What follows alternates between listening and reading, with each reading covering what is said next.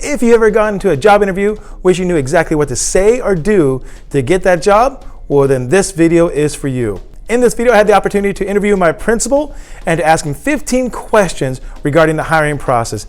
And man, boy, did he have some good advice. Now, since your time is valuable, I made sure to include chapters in this video, so that way you can fast forward or rewind to the exact answer you're looking for that exact question. And one more thing, before we jump to the interview, make sure you watch the video all the way through, because at the end I got a chance to ask him 2 bonus questions that can make all the difference in you getting hired. All right, enough said, let's cue that intro and get right to the interview.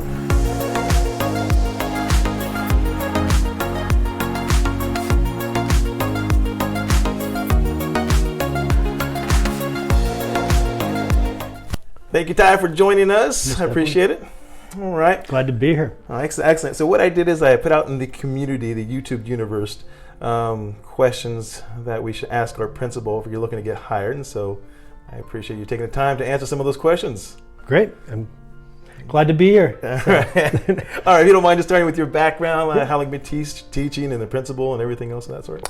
I started teaching, special education teacher. I want to say early 2000s. That moved me into, then I got a district office position in the special education office. Worked in there for a handful of years. Then I transferred over to Marietta Unified School District, where again in special ed office for another handful of years. And then after that, I moved into site administration. I was an assistant principal for 4 years. And then I transferred here to San Jacinto Unified School District as principal for this is my 4th year as principal here in the district. All right. Now, were you principal at a middle school or elementary before? Or? I was principal at elementary before, for 3 years at elementary. When I taught, I guess I did add that, I did teach middle school. Okay. But my site admin experience is both assistant principal, that was at an elementary school, and then I was principal at elementary here, and then now principal here at Monte Vista Middle School. So you got experience both ways then? Both ways, yeah. Right. And then when I was in the special ed office, it was preschool through 12th grade. So you got it all? Yeah, got it all. And I think, we have like 1,000 students here? Currently at the site, just under 1,000 students. And then we are the largest of the 2 middle schools here in the district. We're the 3rd largest school. We do have one elementary school that beats us out, and then obviously the high school is the biggest one. All right. Well, let's get to it here. Here we go. Yeah. So the main thing we're trying to find out is this is videos for people looking to get hired as teachers. And I know they asked a lot of questions such as, what do you need to bring and everything else. I'm like, I don't know. Last time I interviewed was like 18 years ago, so I don't remember any of this. So let's start with this. Okay. What is the whole process like in order to get hired maybe at this school or any school? How's the whole process? So, and just experience through other districts too, it's pretty similar. Most districts in the area, they use EdJoin, so postings are all there. You apply online. We have personnel or HR department will kind of screen applicants through to make sure they meet the qualifications. At that point, then they open it up to site administrators to screen through and select who they want for the actual interviews. All right, so it starts with the district through a general... Just general pool, General pool. And then again, they'll kind of screen out if credentials aren't met or whatever the requirements are, and they post those on the application through EdJoin. So if you don't meet those qualifications or don't at least complete your application, noting that you have those qualifications, then you'll get screened out. Okay, then on to you. Excellent. Yeah. And then the next question is, do you have an idea? I know a lot of times with inter-district, there's the idea like you already know who you're looking for and everything else. So I'm not sure if that's true or not. But then also from outside, do you guys have you already have even before you meet the person, do you have an idea of who you're looking for or what application sticks out? We want to keep an open mind because, there'll be connections, whether again, they work within the district or someone may know somebody else outside the district. But when you sit down and do the interviews, you always want to keep an open mind because we don't want to pass up on an outstanding candidate. And that's happened where we think we have an idea like this person's going to be great for the job, but then get someone else that meets all the check boxes and they get the opportunity through the interview. Always open. Okay. Yeah. Now here's the next question. Before they even step through that door, is there something they can do to better their chances? I think the best thing, and now with technology, just do your research, Yeah. whether it's the school site or the district in whole, but just go online. Everything's posted on there. The schools all have accountability report cards. You can get demographics, you can get population information, enrollment, but just kind of know a little bit about the school. That'll give you a better standing because you know what you're going to get into. But then plus you can kind of pose your questions, your responses to the questions to gear for what the needs of the school. So I was thinking, like, always trying to smooth the secretary and stuff like that. That doesn't go anymore. You Could can, try? you can do it, but sometimes it's hard because they have to meet confidentiality and everybody's busy too. So I think the best is just do your homework online. You could pull, almost everything's posted on there. You could pull enough information. Okay, excellent. All right, well, 3 down. Let's see what else we got here. Let's see if there's another question. I feel bad asking this question because for the past 18 years, I've been dressing in shorts. But how should a candidate dress to the interview? What are you guys looking for? Dress professionally. It's the time to shine. First appearances matter. So, gentlemen, suit and tie is very appropriate, or at least a shirt and tie. Ladies, just, again, dressing professional setting. So. Okay. What things should it bring to an interview? Because refresh your memory, because everything's online now. Yeah. Do they actually have to? Well, at least I know through our district, everything. But do they actually have to bring anything? Your resumes, references? At least speaking from our district, you don't have to. You may want to bring it and offer it. So if you want like a resume, because not everybody in the interview will have access to what's online. They'll usually get a summary from whoever's the lead of the interview panel. So bring a resume, maybe if you have a portfolio that you want to share, and that way you can at least offer it to them. But nothing's required to bring in person. Okay. Let's see. I know I interviewed a couple of times, like different jobs here, and it's intimidating because you're there.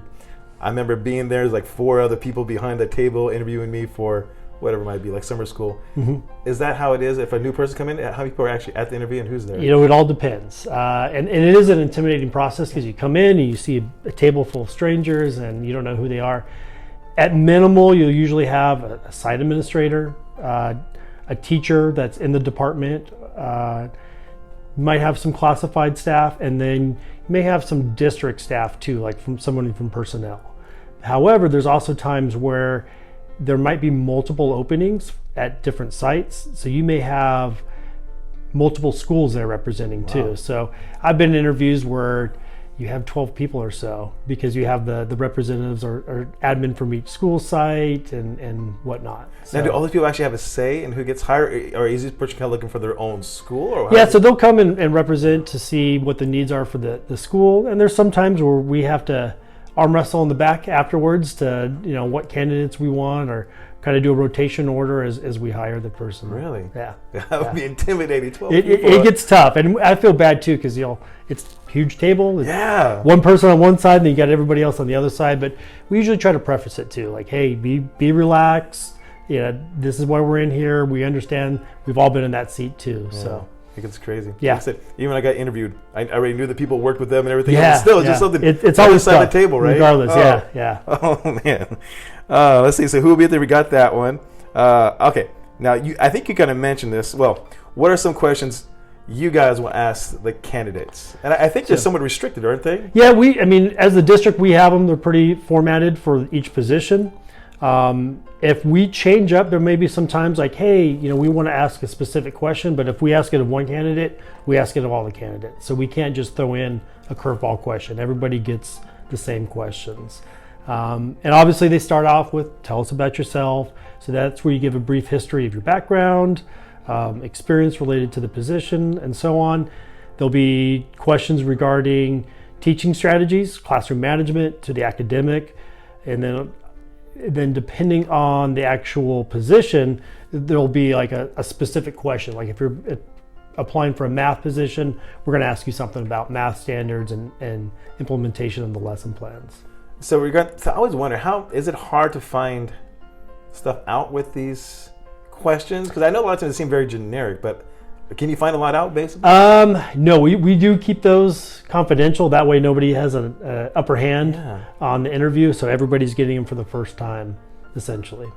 Now there's ones that they've applied numerous times and get another interview, typically the same questions. But again, we just want an even playing field for everybody. Okay. All right. And then this is the one that comes up.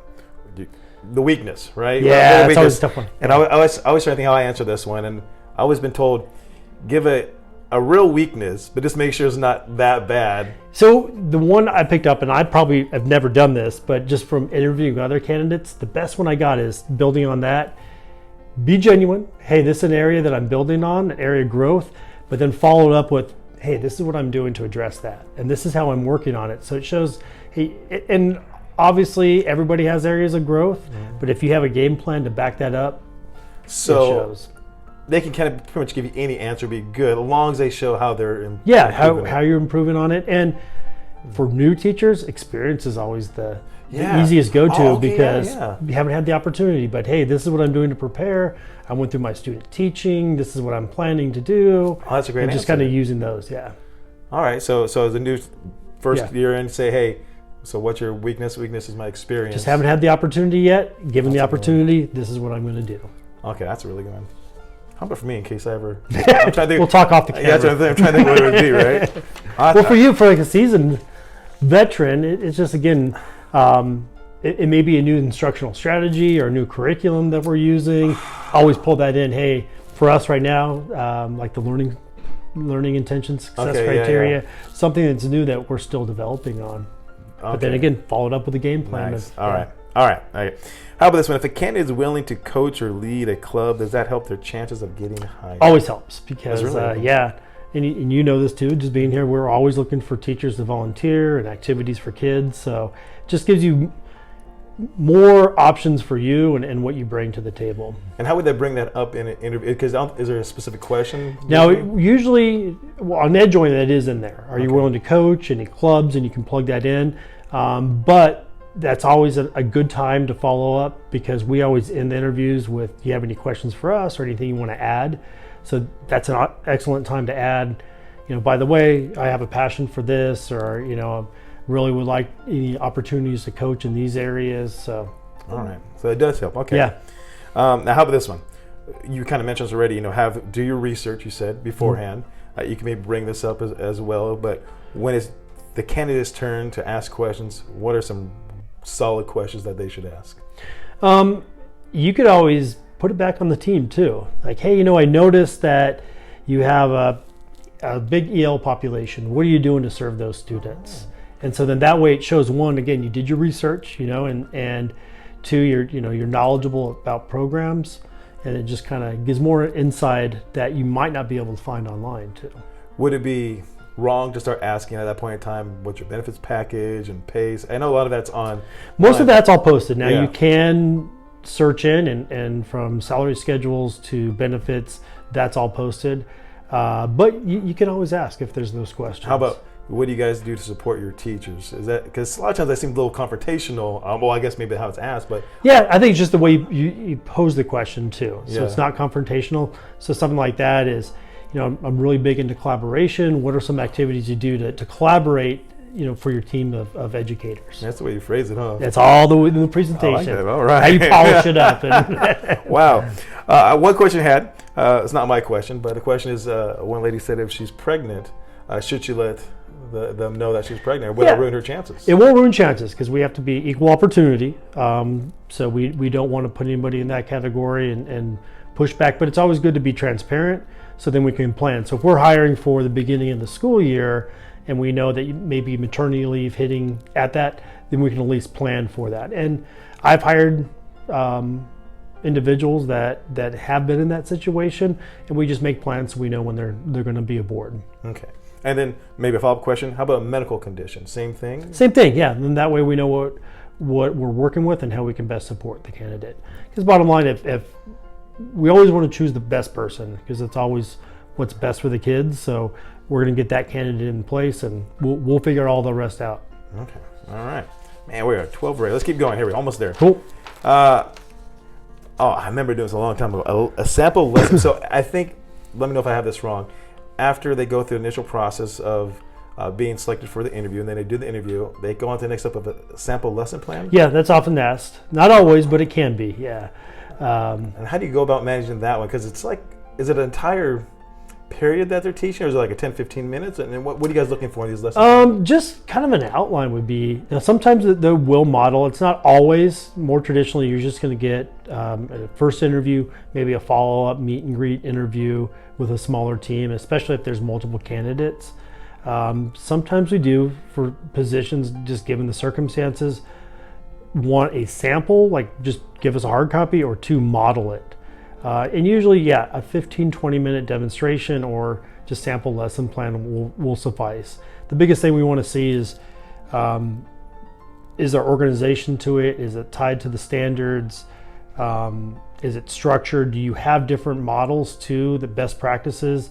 For instance, just gradual release. So introducing the new content, but then having it to where they have collaborative opportunities to individual opportunities. Now, how do you pull that up? Because I know just my normal class that I've been teaching, it's hard to pull it off an entire class period, all those things. So do I target one, or would I target one thing, or try to incorporate all? And then the other part is, it's a class you never worked with before, and so right. Do you guys take all that into consideration? Most definitely, yeah. Most definitely. Yeah, and if you, especially our student teachers, if they have that opportunity to record, and oftentimes through the programs they have them do that, grab one of those samples. That if you've already done it, just have that ready. You might be able to submit that. Okay, as an example. Yeah. If not, you can always preface it. Hey, this is my first time being in with the classroom, but this is what I have. This is what the intentions are for the lesson. And I think it goes back to the research, and research what the district's looking for as far as certain strategies you're trying to implement. Research as far as the population and so you could tie all that in at that point in time. Yeah, too. Perfect. And anything, you always want to establish connections before content. So we can work with, especially new teachers, if you have good classroom management, we could build up everything on top of that, because each district and each school is going to have different strategies that they focus on. But again, if you can have good classroom management, good connections with students, they're willing and able to pay attention, everything else can be built up from there. All right. I see here, old school, follow-up letter. Is that still recommend, or does that even make a difference at this point in time? It doesn't hurt. It's always nice. Just keep it short and sweet, because everybody's busy and may not get fully to be able to read through it. But it does, because we don't get that many of them. Really? So it kind of gives a reminder, and it's just an opportunity to stand out. All right. In the mail or email, or does it make a difference? Either way, just either way, and just it was great to meet you. Thank you for the opportunity. You may just want to do a quick follow-up kind of summary. Please contact me with any questions, concerns. So best practice, still do it. Yeah, it absolutely doesn't hurt, and like I said, it's not too common. So it's just a way to stand out. Okay, I see here. All right, so 15. The title of this video is going to be the 15 top questions. Perfect. But we're going to throw 2 bonuses in there, because YouTubers always throw the bonuses. So there you go, 15. What are some things that candidate can do to set them apart? Kind of talked about it already. Just be prepared. Yeah. Kind of know, present well, be transparent and honest too, because it doesn't hurt just to say, hey, gosh, a little nervous. First time I'm interviewing, or haven't interviewed for a while. Can I just have a couple seconds to get my composure? That doesn't hurt. So let your personality shine. Show them that you know the business and you're ready and willing to work, and show that you're ready to grow too, and to be flexible. Okay, I picked up on that. Like I said, the weaknesses. That's key right there. I love that one. Okay, bonus question. Here we go. Number 16. What are some things that a candidate can do that would just automatically take them out of the running of getting a job? Kind of get everything we just opposite of the last question. If you show up and you're not prepared, or obviously show up late to the interview, that's going to be a big strike. But just if you're just disheveled and you can't put it together, because again, the idea is we're going to trust you to be in a room with 30 kids. And where we're at right now, you got to hit the ground running, because the kids they have the needs. So just make sure you do your homework on it. Make sure you're knowledgeable about the practices and the needs. Okay. And last one here, what would be your perfect teacher candidate? Kind of mentioned someone that's going to show that they're willing to collaborate, they're willing to grow, they're willing to put in the work, and they're just going to be flexible. because those are the big things. And like I said before, if you can work with kids, you have a passion for kids, and you're able to establish those connections, we can build everything else on top of that. That would be the foundation. Sounds great. Well, hey, thank you, Tye. Yeah, Appreciate it. I appreciate you taking some time to ask the questions and grill me here. Thank you for watching the video. I hope you found it very informative. And make sure to click on one of the links above here for more tips and tricks of the trade. And remember, together, we can make our lemon days into lemonade weeks. Stay zesty.